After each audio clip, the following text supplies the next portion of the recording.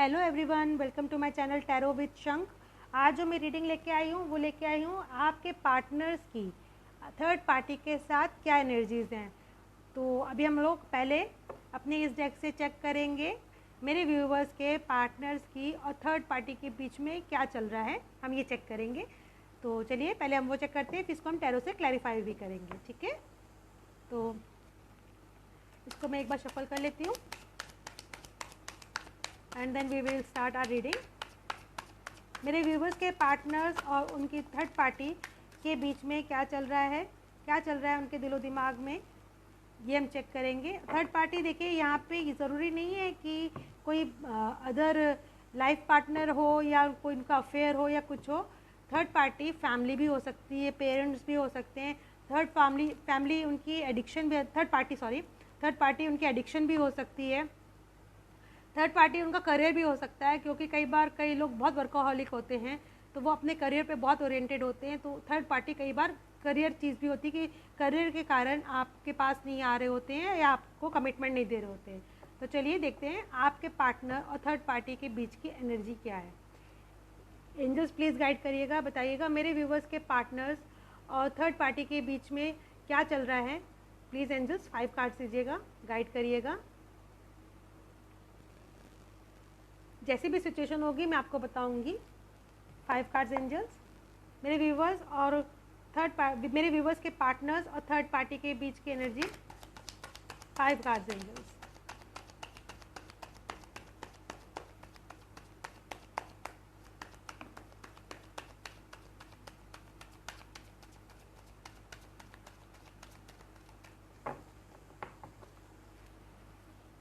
Four cards दे दिए angels ने। पहला है guilt, then awareness, the burden and going with flow. Card जैसे आए हैं, guilt, the burden, awareness and going with flow. One more card angels, one more card please. मेरे viewers के पार्टनर्स और थर्ड पार्टी के बीच में क्या चल रहा है, क्या है उनके बीच की एनर्जी। एक कार्ड और angels, one more card.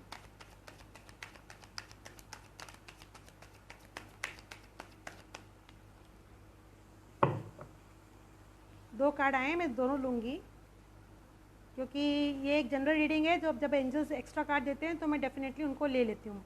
Stress and compromise. And bottom of the deck है ट्रस्ट। आई होप आपको कार्ड्स दिखाई दे रहे होंगे सारे। चलिए रीडिंग स्टार्ट करते हैं। देखिए यहाँ पे जो एनर्जी निकल के आई है, यहाँ पे जो साइंस निकल के आए हैं वो एयर साइन निकल के आए हैं, ठीक है। और वाटर साइन है यहाँ पे, और अर्थ साइन, फायर साइन, सारे साइंस हैं। तो ज़ोडिएक साइंस सारे यहाँ पे अवेलेबल हैं, चाहे एयर हो, चाहे वाटर हो, चाहे आपका अर्थ साइन हो, चाहे आपका फायर साइन हो। तो सारे के सारे 12 ज़ोडिएक साइंस यहाँ निकल के आ गए हैं। अच्छा, मेरे यहाँ पे जो एनर्जी निकल के आई है, पहले मैं आप लोगों को वैसे बताती हूँ कि अगर आपके पार्टनर्स वर्कोहॉलिक हैं, कैरियर ओरिएंटेड हैं, तो उनको करियर का बहुत प्रेशर है। अगर वो जॉब करते हैं तो उनके ऊपर टारगेट बेसिस या उनके बॉस का बहुत प्रेशर है। उनका ऑफिस में वो बहुत, उनको आगे बढ़ने के लिए, पैसा कमाने के लिए बहुत मेहनत करनी पड़ती है, और वो कहीं ना कहीं इस गिल्ट में रहते हैं कि वो आपके पास आपको समय नहीं दे पाते हैं, आपके साथ वो वक्त नहीं गुजार पाते हैं, या आपको कमिटमेंट नहीं दे पा रहे हैं।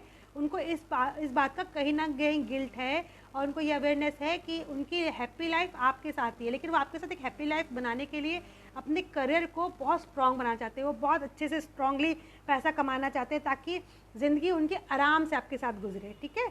आप पे ट्रस्ट करते हैं, उनको मालूम है कि आप उनका वेट कर रहे हैं, तो वो कहीं पे भी कुछ भी काम कर रहे हो, आपको उन पर विश्वास है और वो आप पे विश्वास करते हैं। पहली एनर्जी ये निकल के आई है, ठीक है।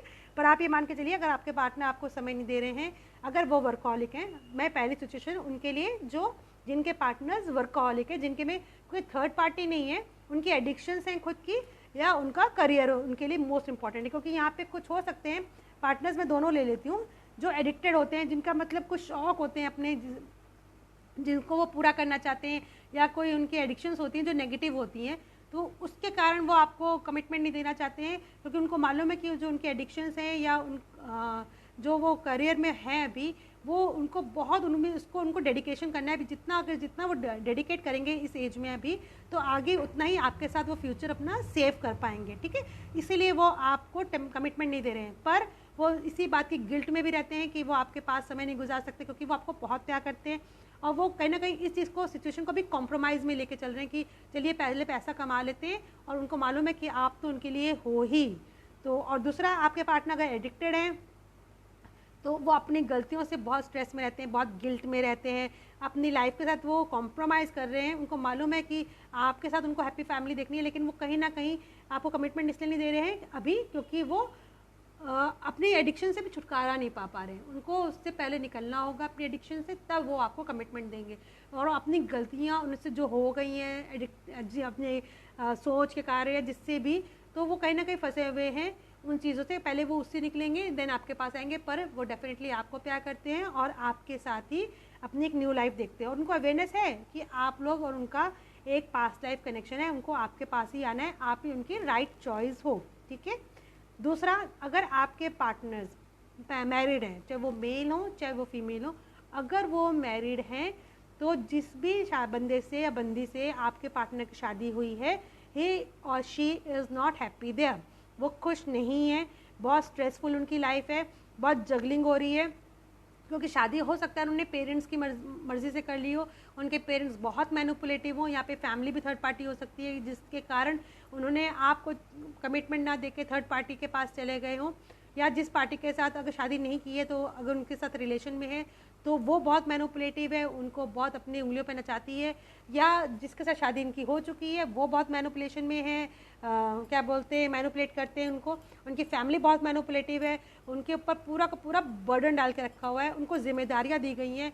आपके पार्टनर के हो सकता है लाइफ में कोई ऐसे बर्डन्स हो पेरेंट्स से रिलेटेड या सिबलिंग से रिलेटेड, जिससे कारण उनको मजबूरी में इस थर्ड पार्टी से शादी करनी पड़ी हो, वो उन्होंने खुशी खुशी नहीं करी है, और ये गिल्ट उनके अंदर बहुत गहराई तक समाया हुआ है कि हाँ मुझसे गलती हुई है, मैंने चीट किया है, उनको इस बात की गलती है। और उनको ये भी मालूम है, कहीं ना कहीं अवेयर हैं कि उन्होंने आपको चूज़ ना करके जो गलत चीज़ को चूज़ किया है, तो उनसे गलतियाँ हुई हैं, राइट चॉइस आप ही थे। उनको ये अवेयरनेस उनके अंदर थी, लेकिन अपनी मजबूरियों के कारण, अपने बर्डर के कारण वो उस चीज़ से निकल नहीं पाए, उनको अपनी फैमिली की बात माननी पड़ी है और उनको थर्ड पार्टी से शादी करनी पड़ी, और थर्ड पार्टी भी उनके लिए एक बर्डन ही है अब, क्योंकि वो बहुत मैनिपुलेटिव है। अगर आपकी कभी बात हो या आपके कभी फ्रेंड सर्कल से कहीं से आपको पता चले, तो आपको पता चलेगा कि जिस भी पार्टी से उन्हें शादी करी है, तो ना वो उस पार्टी के साथ खुश हैं और ना ही वो अपनी फैमिली से खुश हैं, क्योंकि फैमिली ने उनको मैनिपुलेट करके शादी तो करवा दी, लेकिन अब उनको अपनी फैमिली के भी असली चेहरे दिखाई दे रहे हैं कि उनकी फैमिली ने उनका यूज़ किया है। यहाँ पे साफ दिखाई दे रहा है कि जो भी आपके पार्टनर्स हैं वो थोड़े से अपनी लाइफ के साथ कॉम्प्रोमाइज़ कर लेते हैं, वो अपनी सिचुएशन के साथ कॉम्प्रोमाइज़ कर लेते हैं। वो सोचते हैं कि चलो ये चीज़ अगर फैमिली मेरी खुश है, अगर कोई खुश है, तो वो मैनिपुलेशन में आ जाते हैं। वो मतलब उसके लिए स्टैंड लेने की कैपेबिलिटी में नहीं आते हैं कि चलो स्टैंड लिया जाए, अपनी बात के लिए खुश किया जाए, सामने वाला थोड़े दिन परेशान करेगा, पेरेंट्स थोड़े दिन नाराज़ होंगे, फिर उनको मनाया जाए, उस चीज़ की एनर्जी में नहीं थे। उनके पेरेंट्स ने उनको कुछ धमकी दी, कुछ डराया, या थर्ड पार्टी ने कुछ डराया, तो वो डर में आ गए और उन्होंने अपनी लाइफ की अपनी खुशियों के साथ कॉम्प्रोमाइज़ कर लेते हैं, और वो सोचते हैं कि चलिए अब खुशी हम इसमें ढूंढ लेंगे जो हमारी आगे वाली चीज़ हमने चूज़ कर ली है, पर उनको खुशी वहाँ मिलेगी ही नहीं, क्योंकि ट्रू लव तो यहाँ पे है। तो वहाँ पे उनके साथ क्या हो रहा है, वहाँ उनको स्ट्रेस मिल रहा है, क्योंकि उनको केवल उंगलियों में नचाया जा रहा है, जो उनको समझ में नहीं आ रहा है, उनको आंखों से ऐसे दिखाई नहीं दे रहा है, लेकिन जब वो कहीं अकेले बैठते हैं, कहीं सामने अपना सोचते हैं, तब उनको एहसास होता है कि उनसे कितनी बड़ी गलती हो गई है, और जो चीज़ उनके पास है, जो लोग हैं, वो सब उनके लिए एक बर्डन है, उनकी लाइफ में एक बर्डन है, और जिसके कारण वो स्ट्रेस में है।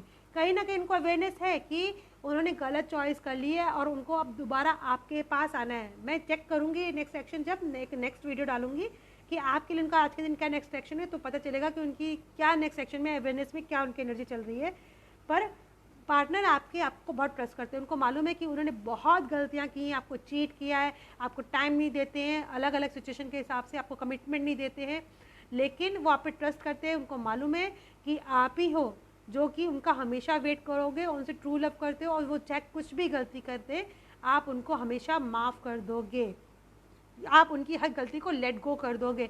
इस चीज़ की उनको पूरा ट्रस्ट है आप पे, और इसलिए वो गलतियाँ भी बेफिक्र होकर कर देते हैं। मैं आपको ये बता दूँ, आपके पार्टनर्स की कहीं ना कहीं एनर्जी ये भी चल रही है कि अभी वो कोई स्टैंड लेने की मुझे इस एनर्जी में दिखाई नहीं दे रहे हैं। यहाँ पे कोई भी मुझे ऐसी एनर्जी नहीं आई है कि थर्ड पार्टी के अगेंस्ट कोई स्टैंड लेने के लिए कुछ हो।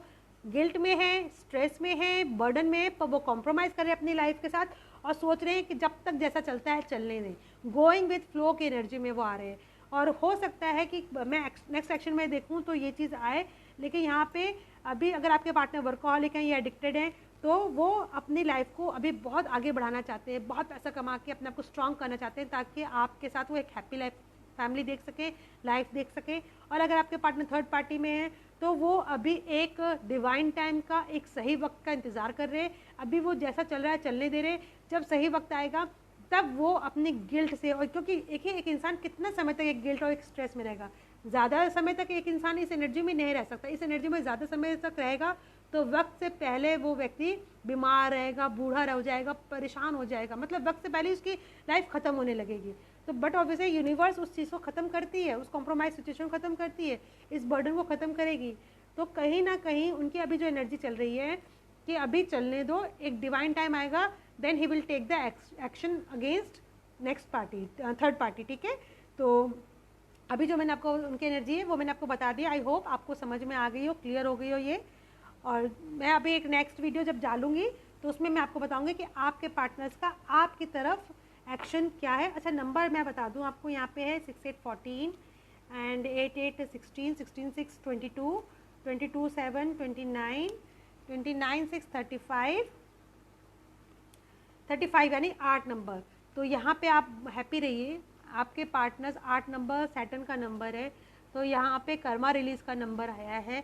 आपके पार्टनर्स का बहुत जल्दी जो कार्मिक रिलेशनशिप्स हैं ये, क्योंकि आपका और उनका डिवाइन कनेक्शन है डेफिनेटली, तभी यहाँ पे ये रीडिंग ऐसी आई है। तो आपके पार्टनर्स का जो कार्मिक रिलेशंस हैं, जितनी भी कार्मिक बर्डन्स हैं, वो बहुत जल्दी रिलीज़ हो जाएंगे। यहाँ पे आपके पार्टनर स्ट्रेंथ गेन करेंगे और उस चीज़ को रिलीज़ करके न्यू बिगनिंग करेंगे। यहाँ माँ तारा की एनर्जी आई है, यहाँ पे स्ट्रेंथ की एनर्जी आई है, ओवरऑल कार्ड्स की तो खूबसूरत एनर्जी आई है। आप, आई होप आपको समझ में आ गया हो कि आपके और आपके पार्टनर्स के थर्ड पार्टी के बीच में क्या चल रहा है। अगर आपको मेरी रीडिंग पसंद आई हो तो मेरे प्लीज़ वीडियो को लाइक और शेयर करिएगा और मेरे चैनल को सब्सक्राइब करिएगा, और एक छोटी सी घंटी है उसको दबा दीजिएगा ताकि आपको मेरे जो भी वीडियोज़ हैं उसकी नोटिफिकेशन टाइम टू टाइम मिल जाया करे। Thank you so much.